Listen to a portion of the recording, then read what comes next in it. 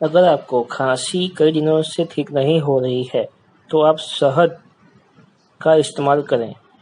यह खांसी से आराम दिलाने की असरदार घरेलू दवा है।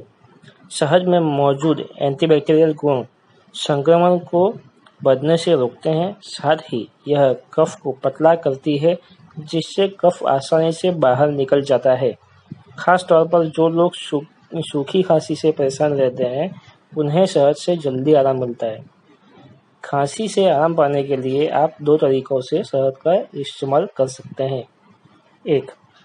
रात में सोने से पहले हल्के गुनगुने पानी में 1 चम्मच शहद मिलाकर उसे पिएं। यह बलगम को पतला करने के साथ साथ खांसी से जल्दी आराम दिलाती है।